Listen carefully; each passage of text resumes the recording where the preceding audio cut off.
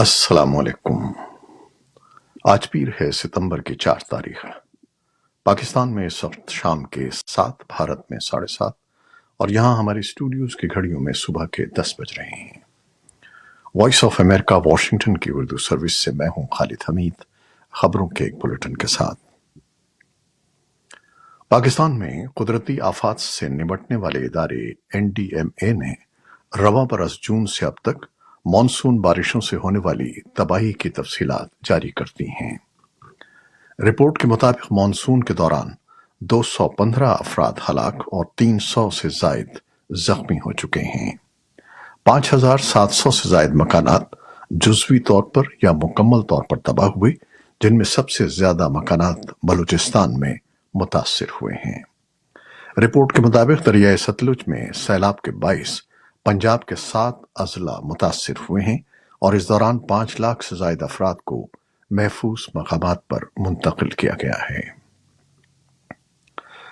پاکستان کے نگراں وزیر اعظم انوار الحق کاکڑ نے کہا ہے کہ نگراں حکومت پر جتنی بھی تنقید ہو اسے اس کی پرواہ نہیں ہے۔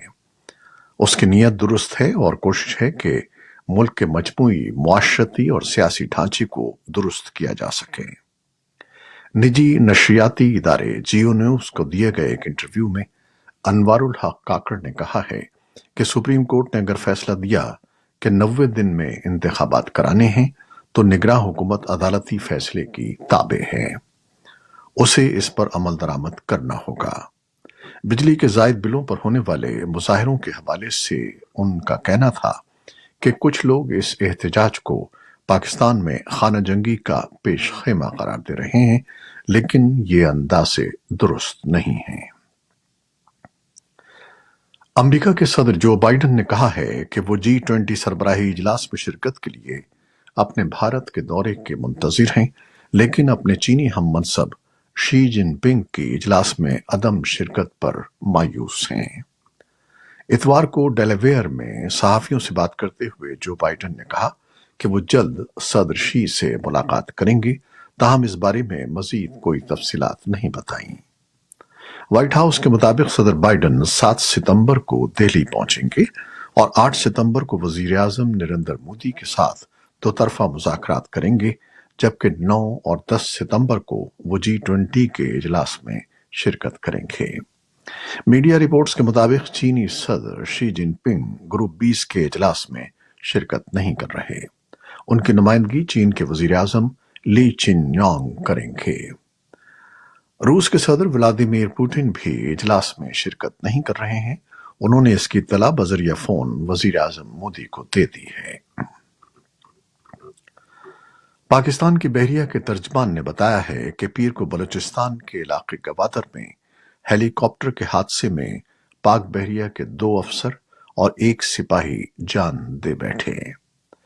ایک بیان میں ترجمان نے کہا کہ ہیلی کاپٹر پرواز کے دوران ممکنہ تکنیکی خرابی کی وجہ سے گر کر تباہ ہوا اور واقعے کی تحقیقات شروع کر دی گئی ہے۔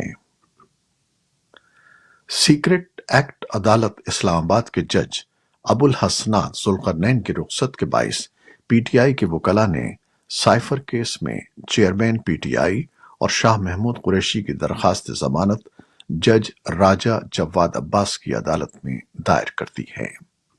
عدالتی عملے نے بتایا کہ سیکرٹ ایکٹ عدالت کے جج ابو الحسنات ذوالقرنین اہلیہ کی طبیعت کی ناسازی کے باعث 8 ستمبر تک 1 ہفتے کی رخصت پر ہیں۔ بعد میں وکیل سلمان صفدر نے عدالتی عملے سے درخواست کی کہ سائفر کیس کی سماعت جمعرات کو رکھ لیں۔ اس کے بعد چیئرمین پی ٹی آئی کے خلاف سائفر کیس کی سماعت 7 ستمبر تک ملتوی کر دی گئی۔ شمالی سندھ میں بڑھتی ہوئی لاقانونیت بالخصوص اغوا کی وارداتوں کے خلاف 2 روز سے انڈس ہائی وے پر صوبائی سرحدی شہر کشمور میں دھرنا جاری ہے۔ اتوار کو کراچی میں بھی سینکڑوں شہریوں نے مغوی افراد کی بازیابی کے لیے احتجاج کیا۔ نگراں وزیر داخلہ بریگیڈیئر ریٹائرڈ حارث نواز نے میڈیا کو بتایا کہ پولیس ڈاکوؤں کے خلاف سخت کارروائی کر رہی ہے اور یرغمالیوں کو بہت جلد بازیاب کر کے ان کے پیاروں کے حوالے کر دیا جائے گا۔ مظاہرین نے ان یقین دہانیوں کے باوجود بھی اپنا احتجاج ختم نہیں کیا۔ جرمنی کے شہر کولون میں افغان خواتین اور انسانی حقوق کے کارکنوں کے ایک گروپ کی بھوک ہڑتال کے چوتھے دن منتظمین نے کہا کہ مظاہرین کی صحت کی حالت خراب ہوتی جا رہی ہے۔ بھوک ہڑتال کے منتظمین اور دھرنے کے منتظمین میں سے ایک تمنا پرانی نے اپنی ایکس پیج میں کہا کہ ہڑتال 12 ستمبر تک جاری رہے گی، چاہے اس میں ان کی جان ہی کیوں نہ چلی جائے۔ مظاہرین کا مطالبہ ہے کہ خواتین کے حقوق بحال کیے جائیں، جیلوں سے سیاسی قیدیوں کو رہا کیا جائے، طالبان حکام کے بیرون ملک دوروں پر پابندی لگائی جائے اور طالبان کی مالی امداد میں کٹوتی کی جائے۔ بھارت کی ریاست کرناٹک کے شموگا ضلع کے ایک سرکاری اسکول کی ایک خاتون ٹیچر منجولا دیوی نے 2 مسلم بچوں سے مبینہ طور پر کہا تھا کہ وہ پاکستان چلے جائیں۔ بچوں کے والدین اور ایک سیاستدان کی جانب سے پولیس اور محکمہ تعلیم میں شکایت درج کیے جانے کے بعد ٹیچر کا تبادلہ کر دیا گیا ہے اور اس معاملے کی جانچ شروع کر دی گئی ہے۔ اس سے قبل بھی ایسے واقعات کی اطلاعات ملی ہیں۔ انسانی حقوق کے کارکنوں اور تعلیمی تنظیموں کی جانب سے اسکولوں میں پیش آنے والے ان واقعات کی مذمت کی جا رہی ہے اور حکومت سے ایسے لوگوں کے خلاف سخت کارروائی کا مطالبہ کیا جا رہا ہے۔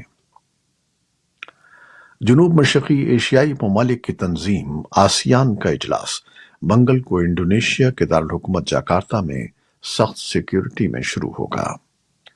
انڈونیشیا کے میزبان صدر جوکو ودودو کی قیادت میں جنوب مشرقی ایشیائی رہنما اس سال کے آخری سربراہی اجلاس کے لیے جمع ہو رہے ہیں۔ وہ ایسے منقسم مسائل میں گھرے ہوئے ہیں جن کا کوئی حل نظر نہیں آ رہا۔ ان میں میانمار کی مہلک خانہ جنگی، بحیرہ جنوبی چین کے نئے تنازعات اور امریکہ اور چین کی مخاصمت شامل ہیں۔ صدر جو بائیڈن کی عدم موجودگی بھی 10 ریاستی بلاک کے اتحاد کے لیے ایک دھچکا ہے۔ آسیان کے سربراہان اپنی بات چیت کے بعد بدھ سے جمعرات تک ایشیائی اور مغربی ہم منصبوں سے ملاقات کریں گے، جس میں وسیع امور پر بات چیت کی جائے گی۔ روسی صدر ولادیمیر پوٹن پیر کو ترک صدر رجب طیب اردوان کے ساتھ بات چیت کی میزبانی کر رہے ہیں، جس دوران توقع ہے کہ ترکی اور اقوام متحدہ کی جانب سے یوکرین کی بندرگاہوں سے اناج کی برآمدات کی اجازت دینے والے معاہدے کو بحال کرنے کی کوششوں پر بات ہوگی۔ روس نے جولائی میں اس معاہدے سے دستبرداری اختیار کرتے ہوئے شکایت کی تھی کہ خوراک اور کھاد کی روسی برآمدات میں حائل رکاوٹوں کو دور کرنے والے وعدے میں متوازی معاہدے کو پورا نہیں کیا گیا۔ ادھر روس کی وزارت دفاع نے پیر کو کہا کہ اس کی افواج نے بحیرہ اسود کے شمال مغربی حصے میں یوکرین کی 4 تیز رفتار فوجی کشتیوں کو تباہ کر دیا۔ ٹیلی گرام پوسٹ میں روسی وزارت نے کہا کشتیاں یوکرین کے فوجیوں کو لے کر کرائمیا کے ساحل کی طرف جا رہی تھیں۔ ادھر یوکرین کے اوڈیشا ریجن کے گورنر اولیہ کیپر نے ٹیلی گرام پر کہا کہ یوکرین کے فضائی دفاع نے 17 روسی ڈرونز مار گرائے ہیں۔ یوکرین کے وزیر دفاع اولیکسی ریزنکوف اپنے عہدے سے مستعفی ہو گئے ہیں۔ ریزنکوف کے استعفے کو روس کے حملے کے بعد یوکرین کی دفاعی انتظامیہ میں سب سے بڑی تبدیلی قرار دیا جا رہا ہے۔ اس سے قبل اتوار کو یوکرین کے صدر ولادیمیر زیلنسکی نے اعلان کیا تھا کہ وہ وزارت دفاع کے لیے اسٹیٹ پراپرٹی فنڈ کے سربراہ رستم امروف کا نام تجویز کر رہے ہیں۔ یوکرینی پارلیمنٹ سے منظوری حاصل ہونے کے بعد رستم امروف یوکرین کے پہلے مسلمان وزیر دفاع ہوں گے۔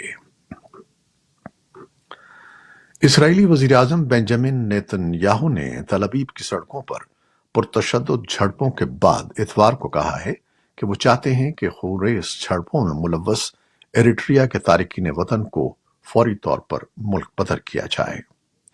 وزیر اعظم نے کہا کہ انہوں نے تمام افریقی تارکین وطن کو اسرائیل سے نکالنے کے منصوبے پر کام کرنے کا بھی حکم دے دیا ہے۔ اسرائیل کی ایمرجنسی سروس کا کہنا ہے کہ جھڑپوں میں کم از کم 114 افراد زخمی ہوئے ہیں۔ ایجنسی فرانس پریس کی رپورٹ کے مطابق پولیس نے مظاہرین کے خلاف براہ راست فائرنگ کا استعمال کیا اور 27 पुलिस एहलकार जख्मी हो गए। यूरोपीय मुल्क स्वीडन में मुसलमानों की मुकद्दस किताब कुरान पाक को नजर आतिश करने का वाकया एक बार फिर पेश आया है, जबकि इसके खिलाफ एहतजाज के दौरान हंगामा आई पर पुलिस ने 12 अफराद को हिरासत में ले लिया है। इराक से ताल्लुक रखने वाले एक पनागुज़ीं सेल्वे मोमिका ने सोशल मीडिया पर मेल्मो शहर के इस चौराहे पर कुरान नजर आतिश करने का ऐलान किया था। मुतअद्दिद मुस्लिम अक्सरियती ममालिक में स्वीडन के सुफरा को तलब करके मुकद्दस किताब की बेहुरमती के खिलाफ एहतजाज किया गया। अमेरिका में हर साल सितंबर के पहले सोमवार को यानी आज के दिन वफाकी और बेशतर निजी इदारों में आम तातील होती है। इस दिन को मनाने का मकसद मजदूरों की खिदमत का एतराफ़ और अमरीकी मईशत में उनके किरदार को सराहना होता है, लेकिन बहुत से अमरीकी इसे मौसम गर्मा के इख्तिताम की खुशी में भी मनाते हैं। अमरीकी शहरी इस तवील वीकेंड में सैर व तफरीह, शॉपिंग और दावतों का एहतमाम करते हैं। लेबर डे पर मिलने वाली सरकारी छुट्टी के ताने बाने 19वीं सदी में चलने वाली मजदूरों के हुकूक की तहरीक से मिलते हैं। ये थी वो खबरें जो फेसबुक लाइव पर हमने आपके लिए पेश की। हमारी वेबसाइट, यूट्यूब और पॉडकास्ट पर ये बुलेटिन आपके लिए पोस्ट कर दिया जाता है। आप हमारे बुलेटिन को शेयर करते हैं और अपने कमेंट्स में अपनी मोहब्बतों और दुआओं का इज़हार करते हैं, जिसके लिए हम आपके फर्दन फर्दन मशकूर हैं। अपनी इन मोहब्बतों को जारी रखिएगा। न्यूज़ प्रोड्यूसर आयजा इरफान और न्यूज़ एडिटर बैजत जिलानी के साथ खालिद हमीद को अब इजाज़त दीजिएगा। अल्लाह हाफिज।